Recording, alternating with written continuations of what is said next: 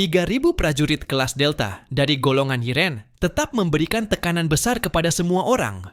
Namun, Zhang Yi sama sekali tidak merasa terkejut. Kekuatan Kekaisaran Wuluan sudah sangat diketahui semua orang. Dulu, jika bukan karena intervensi klan naga dari pegunungan Qinling, seluruh negara Huaxu pasti sudah dilenyapkan. 3.000 Yiren kelas Delta. Pasukan bayangan kami tidak akan bisa melawan mereka. Tapi itu mudah diatasi. Zhang Yi memandang ke arah Lu Keran. Keran, jika kau memperbaiki makhluk mekanik itu, apakah mereka bisa melawan musuh? Lu Keran berpikir sejenak, lalu baru menjawab dengan ragu. Secara teori bisa dilakukan. Tapi makhluk-makhluk mekanik itu membutuhkan energi dalam jumlah yang sangat besar. Zhang Yi mengangguk. Urusan lain akan aku tangani. Kau hanya perlu mengurusi jumlah pasukan. Peradaban mesin telah mengumpulkan kekuatan selama waktu yang nyaris tak terbatas. Dan kini sebagian besar berada di tangan Zhang Yi. Makhluk-makhluk mekanik itu tak bisa diperbaiki oleh orang lain. Namun Lu Keran mampu melakukannya. Paman Yu tak bisa menahan diri untuk bertepuk tangan dan berseru. Iya, meskipun kita kekurangan orang, tapi kita punya banyak makhluk mekanik. Lu Keran hanya bisa memutar mata. Paman Yu jelas tidak memahami bahwa agar makhluk mekanik ini bisa beroperasi dengan kekuatan penuh, energi yang dikonsumsi sangatlah luar biasa. Secara kasar, 10 unit makhluk mekanik tipe tempur saja sudah mengonsumsi energi setara dengan satu kapal induk kelas Nimitz. Bailey Changqing semakin menundukkan kepalanya. Sekarang, bahkan dia tidak bisa dibandingkan dengan satu unit mesin. Namun, Zhang Yi merasa Bailey Changqing tidak perlu merendahkan diri. Dia memiliki banyak kelebihan yang tidak dimiliki oleh makhluk mekanik. Contohnya, kebutuhan energinya hanyalah semangkuk nasi dengan rasio harga dan performa yang sangat tinggi. Hanya bercanda. Namun pada kenyataannya memang demikian. Kekuatan para Yiren berasal dari dimensi tinggi, yaitu Ling, sehingga tidak terikat pada hukum kekekalan energi di alam fisik. Pikiran mereka saja bisa mengubah dunia nyata ini. Terlebih lagi, ke depan Zhang Yi memang berniat untuk merekrut Yiren kelas Epsilon ke dalam timnya. Bailey Changqing akan menjadi salah satu kandidat utama. Xinxin, lanjutkan. Zhang Yi memberi isyarat kepada Yang Xinxin. Yang Xinxin mengangguk pelan. Tidak banyak yang bisa dibicarakan tentang Yiren kelas Alpha, Beta, dan Sigma. Setelah perang dimulai, mereka tidak akan menjadi ancaman besar. Bahkan, prajurit elit biasa dengan senjata berteknologi tinggi pun bisa membunuh mereka. Yang paling berbahaya tentu saja Yiren kelas Epsilon. Semua orang yang mendengar kata Epsilon langsung meletakkan nasi mereka dan mendengarkan dengan saksama. Kekuatan tempur tingkat atas telah menjadi faktor terpenting dalam menentukan kekuatan dua pihak sejak era mutasi. Yang Xinxin terus memandang Zhang Yi. Tiba-tiba ia tersenyum. Senyum yang lembut dan tenang. Zhang Yi pun langsung merasa sedikit lega karena senyuman. Yang Xinxin menandakan bahwa kekuatan puncak Kekaisaran Wuluan tidak terlalu jauh berbeda dengan mereka. Jumlah Yiren kelas atas di Kekaisaran Wuluan sebenarnya sangat banyak. Tapi setelah pertempuran di kota Tianhai, mereka kehilangan banyak jenderal perak kelas Teng dan juga seorang uskup hitam. Itu adalah kerugian besar. Dalam pertempuran di mata iblis, satu uskup hitam lagi tewas, dan kami berhasil menangkap 4 jenderal perak. Kekuatan ini melebihi separuh dari jumlah kekuatan asli Kekaisaran Wuluan. Saat ini, Kekaisaran Wuluan masih memiliki 10 Yiren kelas Epsilon setingkat jenderal perak. Wakil jenderal kelas Teng Putih berjumlah 8 orang. 1 orang dari tingkat uskup putih. Sedangkan orang yang paling kau khawatirkan, kakak, yaitu penjaga gerbang dunia bawah, Panglima Agung Kekaisaran Wuluan, Zheng Lo. Menurut kesaksian dari 6 orang, jika diukur dengan standar manusia, ia memiliki 53.000 poin indeks kekuatan Yiren. Mendengar uraian sebelumnya, semua orang mulai merasa sedikit lega. Meski tetap merupakan kekuatan yang sangat kuat, tapi apakah mereka belum pernah menghadapi lawan tangguh sebelumnya? Setidaknya, kekuatan Kekaisaran Wuluan yang sekarang sudah tidak lagi tak tersentuh seperti dulu, Namun, setelah mendengar kekuatan Zhenglou, semua orang kembali terdiam. 53.000 poin. Apa maksudnya? Po Kong saja hanya memiliki 42.000 poin indeks kekuatan, dan itu sudah membuat Zhang Yi harus menggunakan segala cara untuk mengalahkannya. Sedangkan Zhenglou dengan 53.000 poin bisa membunuh Po Kong hanya dalam satu serangan. Dengan kata lain, jika sekarang Zhang Yi bertemu Zhenglou, dia hanya bisa menjamin dirinya bisa melarikan diri. Melawan? Tidak ada sedikit pun harapan menang. Semua orang saling berpandangan, lalu secara refleks mereka semua menoleh ke arah Zhang Yi. Xu Pangzi segera mencoba menenangkan. Cuma 53.000 poin. Apa yang perlu dikhawatirkan? Bos, kita santai saja. Dengan bakatmu, dalam 10 atau 8 tahun lagi, kau pasti bisa melampauinya. Saat itu, baru kita balas dendam. Deng Shentong hanya tertawa dan menggelengkan kepala, lalu berkata, masalahnya adalah, meskipun kau mau menunda waktu, belum tentu mereka mau memberi kesempatan. Sekarang memang tsunami yang menenggelamkan kota-kota pesisir. Tapi, bagaimana dengan yang berikutnya? Kita semua tahu dengan jelas bahwa klan Naga Qinling tidak akan melindungi kita seumur hidup. Orang lain mungkin tidak tahu, tapi mereka semua tahu betul. Bantuan yang diberikan kemarin semata-mata sebagai balasan atas keberhasilan Zhang Yi membawa pulang tulang naga dari negeri pelangi. Mereka sendiri tidak memiliki hubungan yang mendalam dengan klan Naga Qinling. Apa alasan mereka untuk membantu dan berperang melawan peradaban lain demi kalian?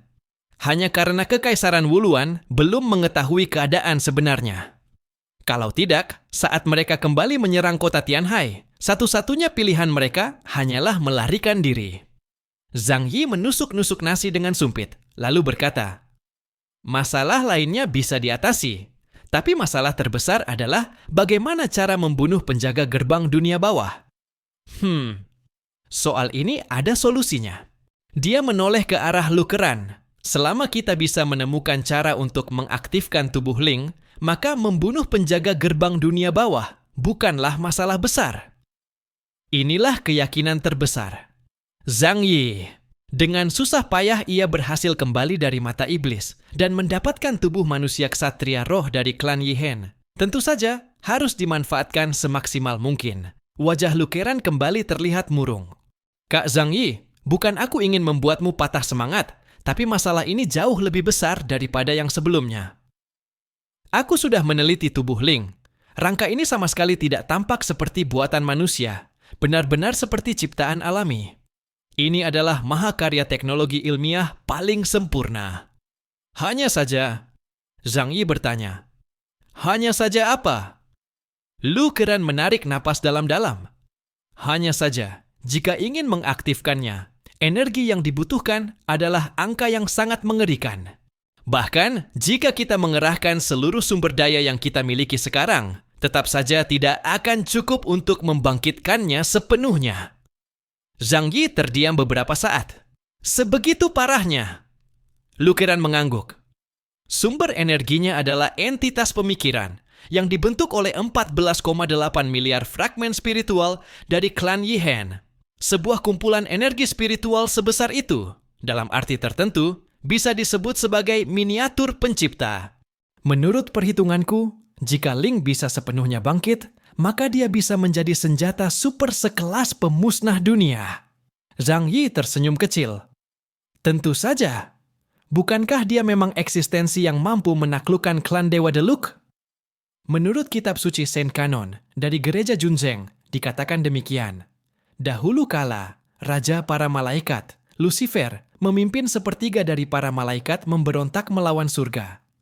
Namun pada akhirnya, ia berhasil ditundukkan dan dikurung di neraka oleh malaikat agung Mikael. Di dalam kisah-kisah mitologi kuno, selalu tersembunyi kebenaran sejarah. Dewa raksasa Druk diciptakan oleh sang pencipta, Gagawu, sehingga dulunya mereka juga merupakan makhluk yang mirip dengan ras Yihen. Hanya saja, karena mereka menolak kehendak sang pencipta dan berambisi merebut kedudukan keilahian, mereka pun memberontak. Karena kaum Druk adalah generasi ketiga umat manusia, maka kisah tentang sepertiga para malaikat yang memberontak terhadap surga pun dapat dimengerti. Lalu, siapa 4 malaikat agung yang setia kepada surga itu? Dalam benak Zhang Yi, muncul bayangan dari 4 kesatria penjaga ras Yihen. Ling adalah kesatria pedang. Apakah dia adalah malaikat agung Mikael dalam legenda itu? Menarik kembali pikirannya, Zhang Yi bertanya dengan sungguh-sungguh kepada Lukran, bisakah ia dibangkitkan sebagian? Aku tidak membutuhkan Ling untuk kembali ke kondisi puncaknya. Asalkan bisa membangunkannya, itu pun sudah cukup, bukan? Saat ini, Ling terbagi dalam 2 bagian. Roh sejatinya telah kembali ke eter, namun tubuhnya masih tertinggal di dunia manusia. Kedua bagian ini sama-sama menyimpan memorinya. Zhang Yi ingin tahu, sejauh mana Ling bisa membantunya untuk menghancurkan Kekaisaran Wuluan. Lukeran menggigit bibirnya. Aku akan coba lagi, Kak. Baginya, misi ini juga sangat menantang. Karena itu adalah ras dewa dari zaman purba yang membawa peradaban ke puncaknya. Manusia generasi kedua yang hanya ada dalam mitos. Bahkan baginya, dengan kemampuan transformasi nihilistik untuk meneliti tubuh Ling secara menyeluruh pun sangatlah sulit. Yang Xin berkata, jadi sekarang, masalah yang paling penting adalah apakah kita bisa membangkitkan tubuh manusia Ling dan menjadikannya senjata untuk melawan penjaga gerbang dunia bawah. Bukan begitu? Zhang Yi mengangguk, tatapannya tajam dan dingin. Tentu saja. Yang Xin berkata lagi, selain dari segi makhluk istimewa, kita juga harus mempertimbangkan satu hal lagi. Tingkat teknologi Kekaisaran Wuluan sudah jauh melampaui umat manusia. Kalau dari segi teknologi, mereka kira-kira unggul sekitar 500 tahun dibanding kita. Karena terikat oleh hukum Sang Pencipta, mereka tidak berani meningkatkan populasi atau teknologi terlalu tinggi. Kalau tidak, mereka bisa melampaui batas dan seluruh ras mereka akan dihapus oleh Sang Pencipta. Meskipun begitu, kota-kota Kekaisaran Wuluan tetap memiliki sistem pertahanan yang sangat kuat. Mereka juga menguasai banyak senjata yang bahkan lebih kuat dari senjata cinta dan kematian. Semua ini akan menjadi tantangan besar dalam jalan kita membalas dendam. Zhang Yi menggosok-gosok tangannya. Ia tahu betul betapa sulitnya menghancurkan sebuah kerajaan peradaban prasejarah yang kuat. Namun, ada beberapa hal yang harus dilakukan. Dalam pertarungan hidup dan mati, tidak ada jalan mundur. Menghancurkan itu lebih mudah daripada membangun. Sama seperti mereka menghancurkan rumah kita. Meskipun senjata cinta dan kematian tidak sekuat milik mereka, asalkan jumlahnya cukup besar, tetap bisa menghancurkan semuanya dengan cara paling sederhana. Zhang Yi tertawa. Semua orang merasa senyumannya terlihat kejam. Kalau daya tembak kurang, ya tinggal tambah jumlahnya. Kita tidak perlu terburu-buru, kita siapkan perlahan. Aku juga akan meminjam senjata, cinta dan kematian dari wilayah lain. Nanti kita tanam semua itu di bawah tanah wilayah utama, Kekaisaran Wuluan. Lalu, boom! Zhang Yi membuka kedua tangannya, membuat gerakan ledakan. Kita buat mereka merasakan sendiri bagaimana rasanya rumah mereka dihancurkan. Bukankah itu menarik? Hanya membayangkannya saja sudah membuat darah mendidih. Zhang Yi menopang dagunya dengan kedua tangan, tersenyum menyeringai. Namun hawa dingin dari tubuhnya membuat orang merinding. Selama 3 hari, ia tidak melakukan tindakan apapun. Namun, bukan berarti amarah dan dendam dalam hatinya telah padam. Dendam itu seperti anggur. Semakin lama waktu berlalu, semakin pekat dan membakar. Deng Shentong menelan ludah, lalu berkata pelan, "Memang harus kamu, Zhang Yi. Kamu masih orang yang kukenal dulu." Zhang Yi menggosok lengannya, menatap ke arah Deng Shentong. "Oh iya, Paman Deng, bagaimana dengan kamu?" Keluarga Deng terkenal sebagai yang terbaik dalam hal intelijen. Beberapa hari ini, Deng Shentong tentu tidak tinggal diam. Ia berkata, "Sesuai perintahmu, aku menyuruh orang menyelidiki gerakan di wilayah Eropa Utara. Sepertinya sekarang semuanya tenang. Pihak gereja juga belum menunjukkan gerakan apa-apa. Kemungkinan mereka sudah tahu tentang konflikmu dengan Kekaisaran Wuluan. Jadi mereka memilih untuk menonton dulu." Zhang Yi melambaikan tangan. "Mereka itu licik, Tapi selama mereka tidak datang mengganggu, semuanya bisa dibicarakan. Deng Shentong melanjutkan, selain itu, aku juga mengirim orang untuk menyelidiki wilayah pesisir. Memang benar, Kekaisaran Wuluan sedang memblokade laut. Mereka mengirim pasukan berpatroli di perairan dan akan menyerang siapapun dari Huaxu yang mereka temui. Orang-orang dari wilayah lain masih lumayan, tapi wilayah Laut Timur benar-benar apes. Warga kota Laut Timur ingin pindah, dan jalur laut adalah yang tercepat, tapi sekarang tidak bisa digunakan. Saat ini, kota Laut Timur dan kota Tianhai sama-sama telah menjadi kota es dan rawa-rawa. Sangat menyedihkan. Xuanwu dan Zuke juga tidak berani bertindak gegabah. Sepertinya mereka menunggu jawaban darimu. Deng Shentong mengusap dagunya. Tapi menurutku, mereka sekarang hanya bisa menerima nasib, karena kekuatan mereka memang belum cukup. Jadi, hanya bisa diam saat dipukul. Zhang Yi memutar mangkuk porselen biru di tangannya, matanya menunduk, lalu tertawa ringan. Kau benar, kalau tidak punya kekuatan, meskipun ditindas, tetap harus menahan diri. Dunia ini memang begitu. Tapi, dendam ini harus dibalas, dan harus dengan cara yang paling berdarah. Ia menegakkan kepala, sorot matanya tajam penuh tekad yang tak bisa diganggu-gugat. Dunia ini sudah sangat kacau. Banyak ras kuno mulai bermunculan kembali. Kita tidak bisa mengandalkan siapapun selain diri kita sendiri. Kalau kita hanya diam saat Kekaisaran Wuluan menyerbu, kedepannya masalah akan terus bermunculan. Maka itu, lebih baik pukul 1 kali dengan keras daripada harus dipukul 100 kali kemudian. Paman Yu meletakkan sumpit di tangannya, mengepalkan tangan sambil berkata, Zhang Yi, ayo lakukan. Aku mendukungmu. Zhang Yi menjawab, tapi bertindak pun tidak boleh sembrono. Masalah ini tidak bisa kita selesaikan hanya dengan kekuatan kita sendiri. Sekalipun bisa, pasti akan ada banyak korban. Aku sudah bilang, aku tidak akan membiarkan teman-temanku mati sia-sia. Karena itu, kita butuh rencana operasi yang sempurna. Dan kita juga butuh semua wilayah besar untuk ikut bergabung. Mereka harus memberikan sumber daya dan pasukan. Apa yang kulakukan ini bukan hanya untuk diriku sendiri, tapi demi masa depan kedamaian negara Huaxu. Zhang Yi berkata kepada Yang Xinxin dan Lu Keran. Xinxin, mulai sekarang susun rencana operasi. Aku butuh satu strategi dengan tingkat keberhasilan di atas 80%. Keran, fokuslah untuk meneliti tubuh manusia Ling. Bangkitkan dia secepatnya. Apapun yang kalian butuhkan, tidak usah khawatir, akan aku usahakan. Kedua orang itu merasakan tekad Zhang Yi. Tidak ada yang mengajukan keraguan. Ini adalah kepercayaan selama bertahun-tahun kepada Zhang Yi.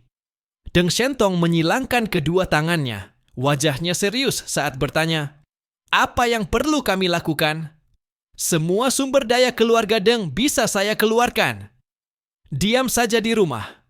Tidak perlu melakukan apapun. Sebaliknya, biarkan semua orang mengira kita ketakutan. Zhang Yi mengetuk meja. Senyumnya dingin. Kita pindah rumah. Pindah rumah? Orang-orang di meja menatap Zhang Yi. Ada yang bingung, ada yang merasa enggan. Deng Shentong berpikir sejenak, lalu segera memahami maksud Zhang Yi. Menipu musuh dengan berpura-pura lemah, menjauh dari garis pantai. Ini agar orang-orang Kekaisaran Wuluan mengira kita ketakutan, tidak berani menjadi musuh mereka. Bukan begitu? Zhang Yi mengangguk sambil tersenyum. Kau benar. Bayangkan saja Deng Shentong, suatu hari nanti, pasukan dari kota luar yang tidak dikenal tiba-tiba mengatakan akan menyerang kota badai salju, dan pemimpinnya hanyalah seorang penyimpang tingkat delta. Apakah kau akan takut? Deng Shentong menjawab, tentu saja tidak. Aku mengerti sekarang. Kekuatan rahasiamu saat ini tidak mungkin diketahui oleh Kekaisaran Wuluan. Setidaknya jika dilihat dari kekuatan di atas kertas, bahkan jika seluruh kekuatan negara Huaxu digabungkan, tetap tidak akan mampu mengalahkan Kekaisaran Wuluan. Tetapi, kemampuan Nona Yang dan tubuh manusia dari Ling yang kau kuasai, semua itu berada di luar perhitungan mereka. Zhang Yi kembali mengambil mangkuk nasi dan mulai makan. Manusia harus makan kenyang agar punya tenaga untuk melakukan apa yang mereka inginkan. dan untuk membalas dendam. Dua hal inilah yang akan menjadi kunci kehancuran Kekaisaran Wuluan, wilayah Laut Timur. Kota Laut Timur kini telah berubah menjadi lahan berlumpur yang becek, tampak sangat menyedihkan. Setelah air laut surut, tertinggal banyak lumpur kotor yang menyelimuti seluruh kota, sangat sulit untuk dibersihkan. Kota Laut Timur juga menjadi suram dan sepi. Wajah semua orang dipenuhi dengan kebekuan, seolah-olah telah kehilangan harapan akan masa depan.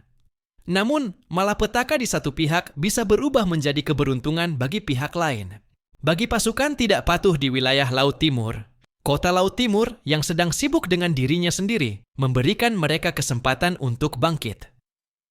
Kelompok Serigala Liar adalah organisasi penyimpang yang bangkit dalam waktu setengah tahun terakhir. Di Kota Bosun, sekitar 300 km timur laut dari Kota Laut Timur, di atas tebing di pinggir laut, berdiri puluhan orang. Mereka mengenakan seragam tempur berbahan kulit berwarna hitam. Semuanya dibeli dari pasar gelap. Itu adalah model yang telah dipensiunkan oleh militer 2 tahun lalu.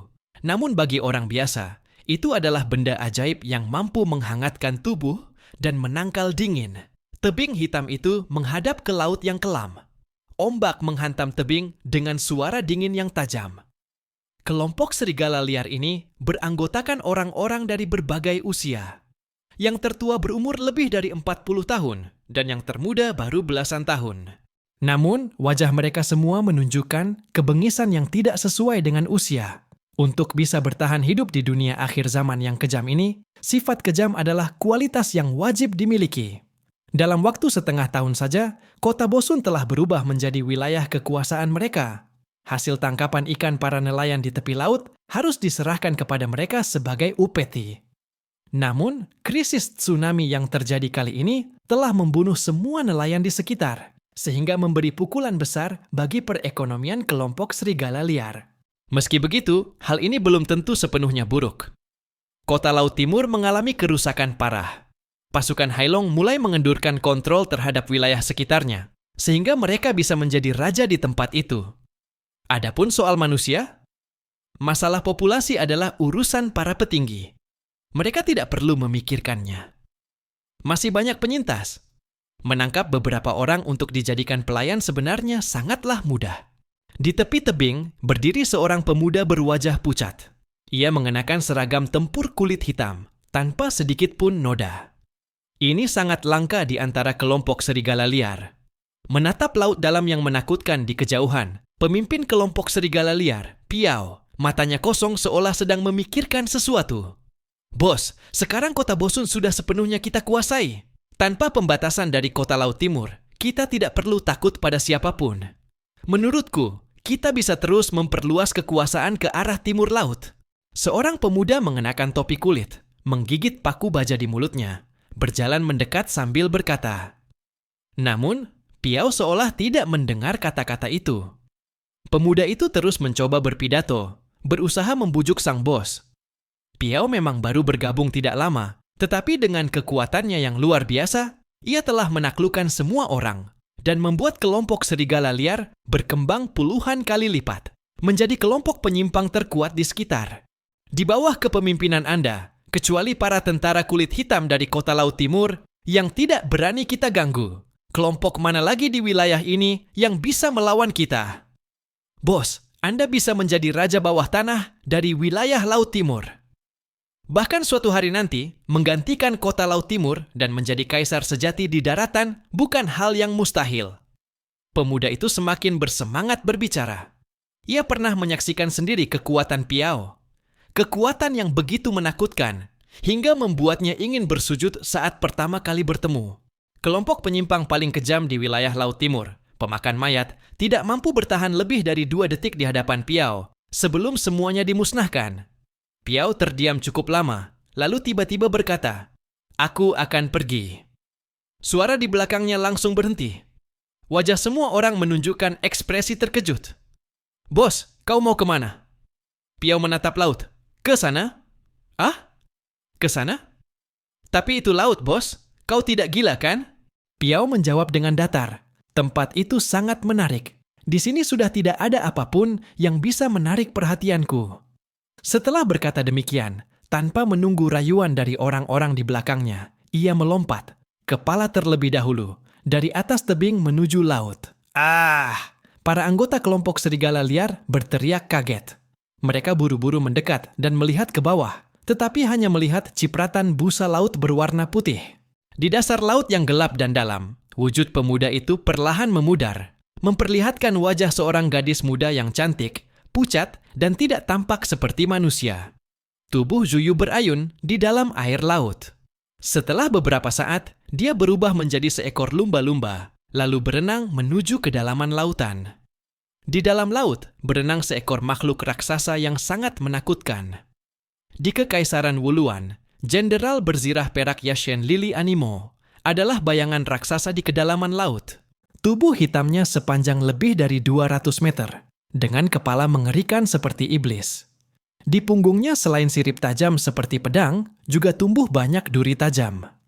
Setelah menerima perintah Jinlo untuk memblokir garis pantai, setiap hari dia akan datang ke sini untuk berpatroli, memburu setiap manusia yang muncul di laut.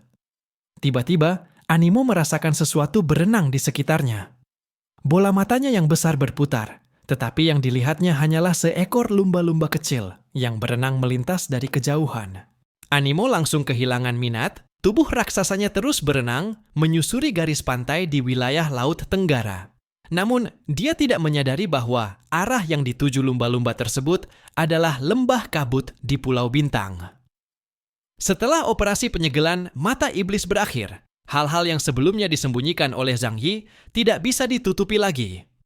Misalnya, bahwa dirinya adalah penerima manfaat terbesar dari insiden Dornobe dan telah memperoleh hadiah berupa artefak tingkat dewa. Misalnya, bahwa dirinya mendapatkan sisa peninggalan dari salah satu makhluk mirip malaikat zaman kuno dari dalam artefak tingkat dewa yang tersembunyi di tempat penyegelan. Hal-hal ini kini telah diketahui oleh seluruh dunia, termasuk pihak Nordik, Gereja Ortodoks Junzeng, dan Kolombia. Arus bawah di seluruh dunia mulai bergolak. Orang-orang merasa sangat waspada terhadap Zhang Yi, namun pada saat yang sama juga dipenuhi rasa iri yang kuat. Namun kebetulan, karena Kekaisaran Wuluan melancarkan serangan terhadap negara Huaxu, semua pihak memilih untuk tidak bertindak gegabah. Di sisi Gereja Ortodoks Junzeng, Aosibu segera menerima informasi tersebut dan langsung menemui Paus Alexander ke-10 untuk mendiskusikannya. Paduka Paus, artefak bawah tanah di bawah Pulau Bintang di Samudra Pasifik itu, kembali menyerang negara Huaxu. Mereka memicu tsunami besar yang menyasar wilayah pesisir tenggara negara Huaxu. Aksi kali ini kemungkinan adalah balas dendam terhadap Chaos dan rekan-rekannya. Aosibu menyaksikan dengan mata kepala sendiri saat 6 jenderal berzirah perak dikendalikan oleh Yang Xin-Xin. Maka, dapat dipastikan bahwa tim Zhang Yi telah berperang melawan pasukan Kekaisaran Wuluan tanpa diketahui banyak pihak, dan mereka menang. Paus bersandar di atas tahtanya. Tangan keriputnya yang menyerupai ranting pohon menjulur keluar dari jubah sucinan mewah, menopang wajahnya yang menyerupai tengkorak. Orang ini sungguh mengejutkan. Betapa dalam rencananya, orang-orang dari negara Huaxu memang selalu sulit ditebak. Ngomong-ngomong, ku dengar dia cukup dekat dengan orang-orang dari organisasi pupil. Aosibu mengangguk dan berkata, benar sekali. Dan aku menduga Kaisar Saladin dari Kekaisaran Kuten juga merupakan anggota dari organisasi pupil. Ho, Paus menyeringai, menampilkan gigi-giginya yang hanya tinggal beberapa. Hari kehancuran sudah semakin dekat. Orang-orang yang selama ini bersembunyi dalam bayangan pun mulai menampakkan diri. Tak masalah, biarkan saja mereka muncul. Begitu mereka semua keluar, akan lebih mudah bagi kita untuk menumpas mereka sekaligus. Aosibu bertanya, kalau begitu, perihal Chaos dan Kekaisaran Wuluan ini, apakah kita perlu campur tangan? Paus balik bertanya, Pendeta Aosibu, bagaimana menurutmu soal hal ini? Aosibu menjawab tanpa ragu, menurut saya, kita sebaiknya tidak ikut campur. Ini adalah waktu yang tepat untuk mengamati situasi. Dan sekalian melihat seberapa besar kekuatan relik suci Mikhael. Gereja Ortodoks Junzeng telah memastikan bahwa Ling adalah malaikat agung Mikhael yang legendaris. Bagus, pemikiranmu sangat tepat Mari kita lihat bagaimana mereka menyelesaikan masalah ini. Markas rahasia organisasi pupil terletak di sebuah pulau misterius bernama Pulau Kelu, di suatu tempat di Samudra Atlantik. Sebuah villa bergaya Eropa yang sudah agak tua berdiri kokoh di tengah hutan yang indah. Ketua organisasi pupil, Montesquieu, duduk di atas sofa. Di sampingnya duduk anggota level 32 dari organisasi tersebut, Miwaide Brat. Montesquieu mengangkat tangan menuangkan secangkir kopi untuk Brat, lalu duduk kembali, menyilangkan kaki, dan meletakkan kedua tangan di atas pahanya. Kaos dan gereja bentrok? Montesquieu bertanya dengan senyum di wajahnya. Ini jelas merupakan kabar baik. Brat mengangguk. Benar. Informasinya datang dari Ksatria Moralitas, jadi bisa dipastikan kebenarannya. Mereka terlibat dalam konflik yang sangat sengit. Berdasarkan pemahaman kita terhadap kaos, dia adalah orang yang sangat berhati-hati. Setelah menjadi sasaran seperti ini, tidak mungkin dia akan berdiri di barisan yang sama dengan gereja ortodoks Junzheng. Keduanya saling memandang dan tersenyum, ekspresi senang di wajah mereka tak bisa disembunyikan. Sebagai salah satu tokoh terkuat di dunia saat ini, kekuatan Zhang Yi sudah jelas terlihat oleh mereka. Jika bisa menarik Zhang Yi ke pihak mereka, itu akan menjadi keuntungan besar. Kalaupun Zhang Yi menolak bergabung dengan organisasi pupil, setidaknya dia tidak akan bergabung dengan pihak gereja. Intinya, ini adalah kabar yang sangat baik. Kita harus berusaha sekuat tenaga untuk menarik kaos ke pihak kita. Montesquieu menyesap kopinya. Oh, ketua yang terhormat, saya juga berpendapat demikian. Baik untuk memperkuat posisi internal organisasi pupil maupun untuk menghancurkan pihak gereja, ini adalah langkah yang sangat baik. Namun, untuk saat ini, kita masih kekurangan cara yang efektif untuk menyentuh hati kaos dan menjadikannya bagian dari kita. Montesquieu mengusap dagunya. Brat, kau pasti punya cara, bukan? Kau selalu punya cara. Kalau bukan karena strategi-strategimu, kita tidak akan mampu bertahan menghadapi gereja selama ini. Pujian dari Montesquieu membuat Brat tak bisa menyembunyikan senyumnya. Terima kasih atas pujiannya, ketua. Namun, mungkin kesempatan itu sudah ada di depan mata. Ia menyerahkan sebuah dokumen cetak. Montesquieu segera mengenakan kacamata tuanya. Isi dokumen itu menjelaskan tentang serangan Kekaisaran Wuluan terhadap negara Huaxu. Lebih dari 1.000 kilometer garis pantai terendam. Tsunami raksasa setinggi puluhan meter memengaruhi puluhan kota. Ya Tuhan, ini benar-benar mengerikan. Montesquieu tak bisa menahan komentarnya. Ini sungguh menakutkan. Brat berkata, dibandingkan dengan kiamat sejati yang akan kita hadapi kelak, ini belum ada apa-apanya. Montesquieu bersandar di sofa dan merenung. Kita harus turun tangan membantunya. Ini bukan hanya demi organisasi pupil, tapi juga untuk menahan arogansi peradaban bawah tanah dan menjaga perdamaian dunia manusia sebelum hari kehancuran tiba. Itu adalah tanggung jawab kita. Bagaimanapun juga, kita bukan seperti gereja yang penuh bajingan yang berharap melihat orang mati di jalan. Brat berkata, memang benar. Kalau begitu, siapa yang akan Anda tugaskan? Misi kali ini sangat sulit dan risikonya sangat tinggi. Tidak semua orang bisa melakukannya. Montesquieu menopang dagunya dengan satu tangan dan berpikir cukup lama sebelum akhirnya mengangguk. Kirim ksatria kebajikan kita. Brat terkejut begitu mendengar nama itu. Matanya membelalak. Ketua, saya rasa itu bukan pilihan yang tepat. Orang itu mudah membuat kekacauan. Dan Anda pasti tahu, gelar kesatria itu ia dapatkan dengan cara yang... Anda tahulah. Montesquieu tersenyum dan melambaikan tangannya. Saya sudah memikirkannya masak-masak. Dia memang orang paling tepat untuk misi ini. Dan saya yakin, kalau dia yang datang, Kaos tidak akan menolak.